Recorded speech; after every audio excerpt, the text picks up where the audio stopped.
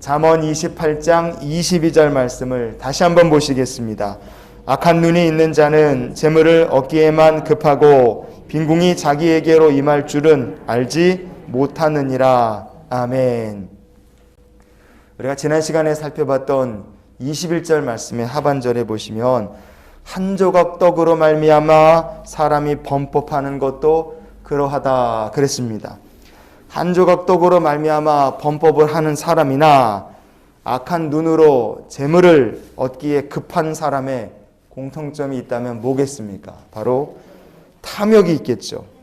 몇 달 전에 어떤 은행에서 근무하던 직원분이 은행 돈을 횡령한 혐의로 이제 경찰에 붙잡혔어요. 몇 달 전 일입니다. 이 사람이 은행에서 횡령한 금액이 얼마였느냐? 자그마치 697억 3천만 원이었습니다. 한 사람이 은행에서 횡령을 했는데 그렇게 많은 돈을 횡령한 거예요. 여러 건을 횡령했는데 그 중에 한 건이 아주 금액이 컸습니다.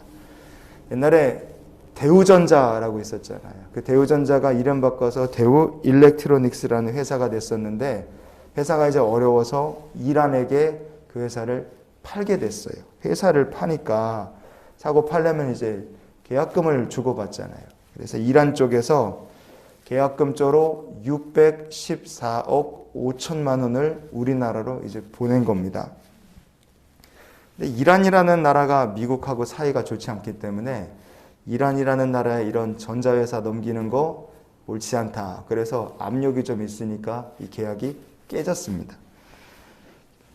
회사 매각 계약이 취소가 됐으니 어떻게 해야 됐겠어요? 받았던 계약금을 돌려줘야 되잖아요.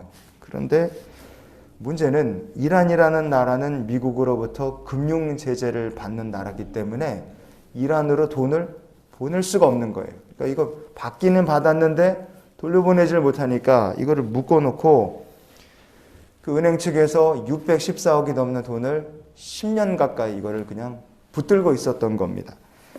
당연히 이란 정부에서 그 돈을 돌려달라고 난리가 났죠. 그리고 소송을 걸었습니다. 그래갖고 국제소송에서 우리나라가 졌어요. 뭐 당연한 얘기죠. 그렇게 해서 우여곡절 끝에 10년여 만에 이제 돈을 돌려받게 됐습니다. 그래서 돈을 돌려주려고 딱 열어봤더니 다 사라진 거예요. 감쪽같이. 그 직원 한 사람이 6년 동안 걸쳐서 614억 원을 다 빼돌린 겁니다. 이 사람이 처음부터 그렇게 많은 돈을 빼돌릴 수 있었겠습니까? 그거는 불가능하죠. 처음부터 몇백억, 몇십억을 만약에 빼돌렸다면 당장에 붙잡혔을 거예요. 그런데 그분이 뭘 어떻게 했느냐? 처음에 그 돈이 들어있는 계좌에서 딱 1,000원을 빼봤대요. 1,000원을 빼봤는데 아무도 모르더래요. 아무 문제도 일어나지 않더랍니다.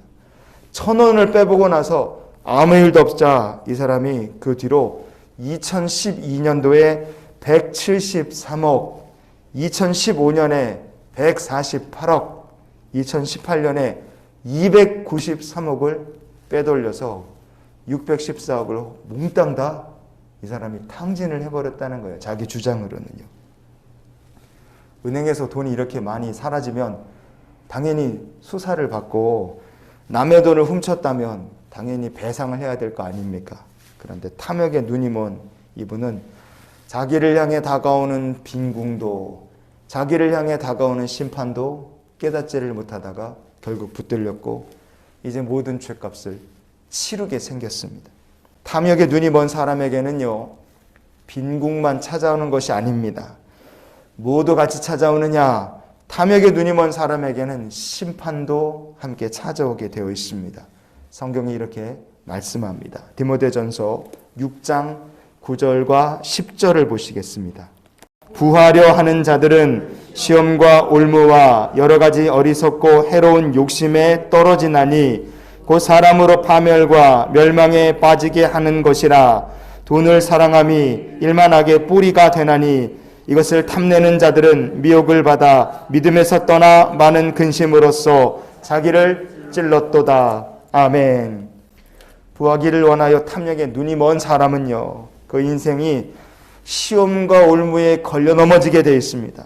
탐욕에 눈이 멀어서 해로운 욕심 때문에 파멸과 멸망에 빠지고 맙니다. 그리고 왜 심판을 받게 되느냐? 믿음에서 떠나기 때문에 그래요. 믿음에서 떠나버린다. 결국에 탐욕 때문에 돈을 사랑하면 왜 일만 하게 뿌리가 되느냐? 다 돌고 돌아서 마지막에 결국 그 물질 때문에 믿음마저도 떠나게 된다 이거예요. 그러면 그런 사람은 하나님의 사랑과 은혜와 인도하심이 아니라 근심 염려 세상 걱정 중에 살다가 믿음을 떠났기에 마지막에는 심판으로 굴러 떨어질 수밖에 없습니다.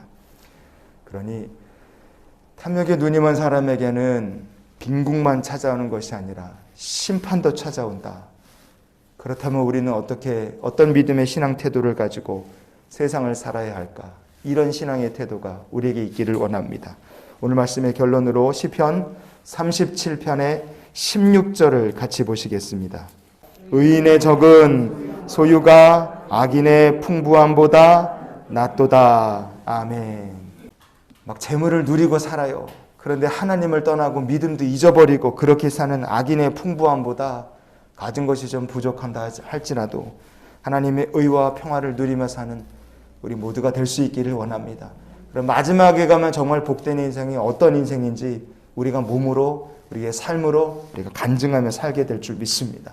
그래서 우리가 오늘 하루도 이런 기도로 살았으면 좋겠어요. 하나님, 오늘도 주님 한 분만으로 만족하며 살게 해 주시옵소서. 받은 복을 세워볼 수 있는 믿음의 성도들이 되시기를 바랍니다.